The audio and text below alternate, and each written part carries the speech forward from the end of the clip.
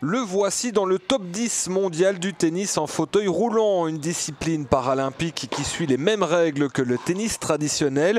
Après son quart de finale à Londres au JO, Joachim Gérard peut savourer un classement qu'il a mérité au vu de sa saison 2012. Il arrive à un classement qu'il n'a jamais eu, donc meilleur classement de sa carrière pour l'instant, il est 8e mondial.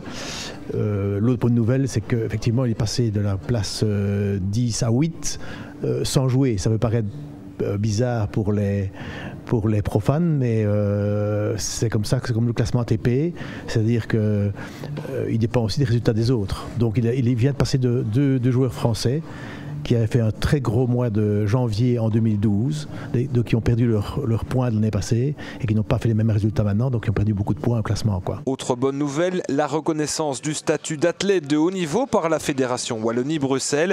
Avec ce statut, il bénéficiera d'un contrat et d'une sorte de salaire. Au niveau financier, ça va faire une rentrée tout à fait correcte pour pouvoir voir un petit peu et aménager un programme, disons l'esprit un peu plus libre, sans devoir tout le temps calculer, sans peut-être devoir tout le temps demander à la Ligue francophone handicapée qui nous a très bien aidés depuis 2 ans. Avec l'objectif des Jeux, on a vraiment été bien aidés pour les participations au tournoi. Ils sont vraiment bien intervenus dans tous les déplacements, dans les locations d'hôtels, etc.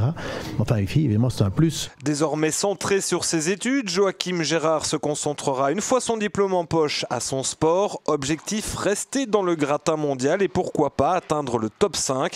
C'est en tout cas faisable pour son coach. Je crois effectivement qu'il y a une grosse marge de progression parce qu'il a vraiment, c'est un garçon assez puissant qui est passé par la natation avant, donc il a vraiment un haut du corps très puissant. Il a des grands coups.